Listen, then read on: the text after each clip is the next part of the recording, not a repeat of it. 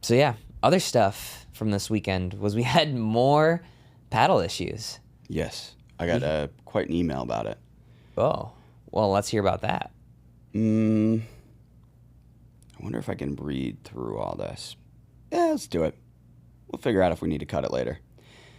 Just wanted to give you some info on what's going on with paddle testing at the MLP event this week.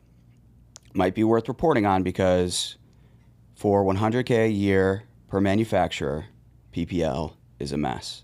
Now again, that $100K, not confirmed. I believe this person is referencing the previous rumors that we've discussed at length. Yeah, we haven't actually got an update on that in a while. But anyway. Yeah. We went down to check out what was happening and can confirm firsthand that the testers gave up on testing deflection altogether because the calibration was off. Apparently, on Tuesday, they were asking people at the inside venue for paper clips to reset the machinery. Today, they scrapped it entirely. I believe I got this on, I think, Sunday.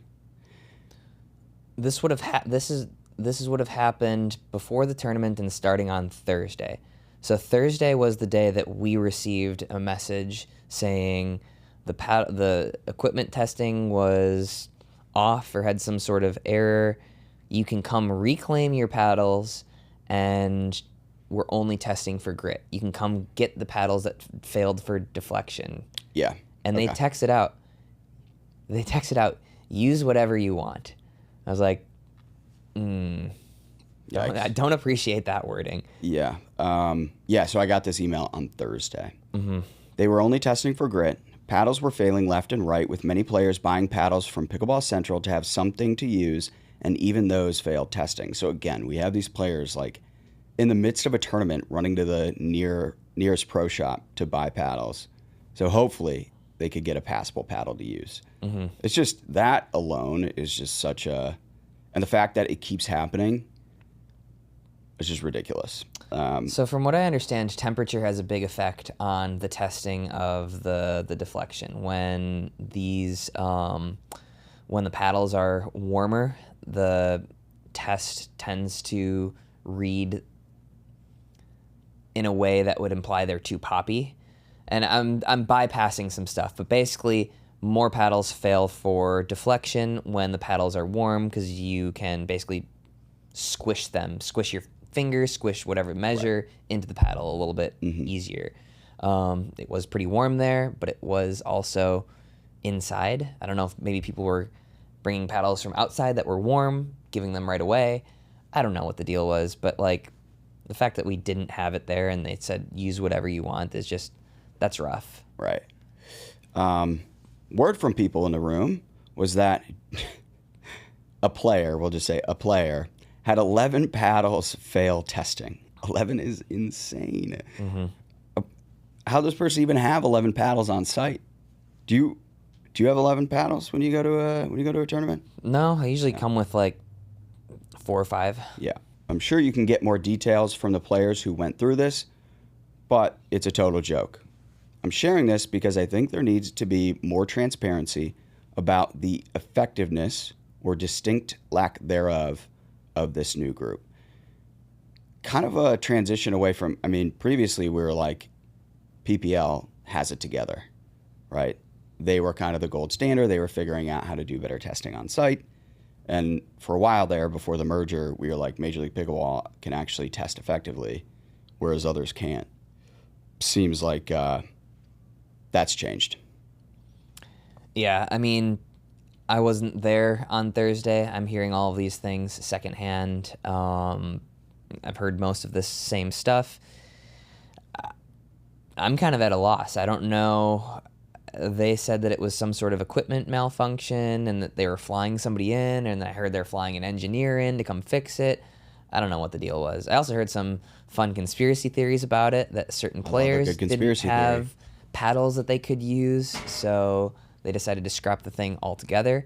I heard that there was a team that was going to sit out because they couldn't get their paddles passed. So they almost like they were insinuating that they would just sit out of the event altogether.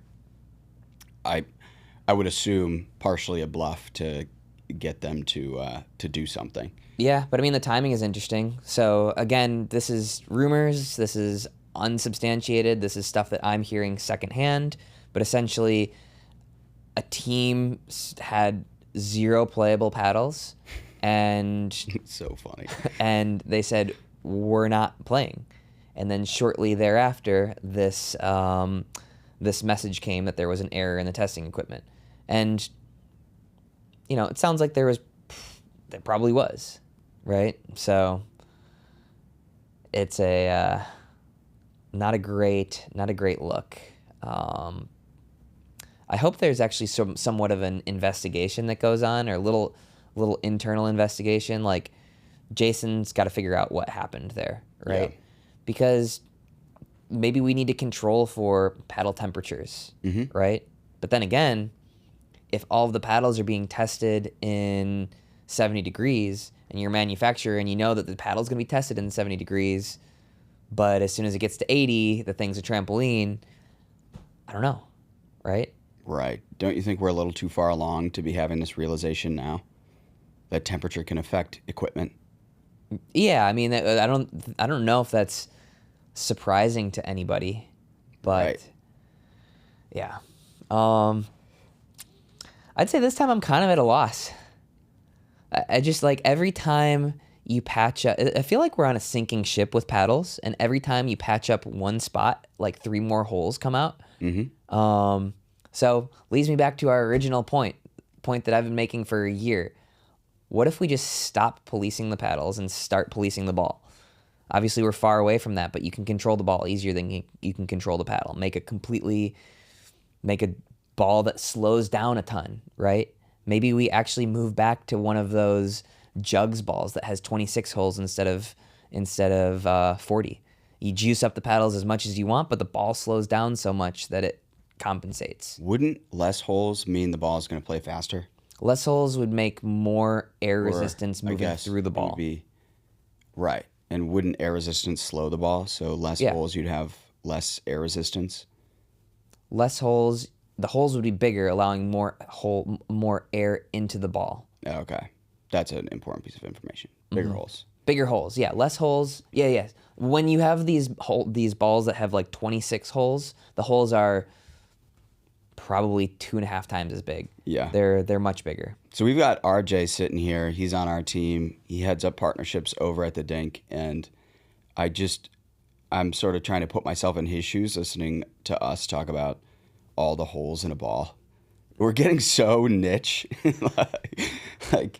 These conversations have gotten so far away from like what the casual or outsider perspective would ever care about or even consider. So if I'm going to bring it back, if I'm going to rein it in, policing paddles might be a lost cause. Police the ball instead.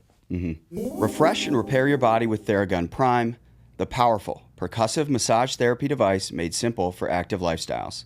Theragun's patented triangle grip allows you to reach more of your body than other devices.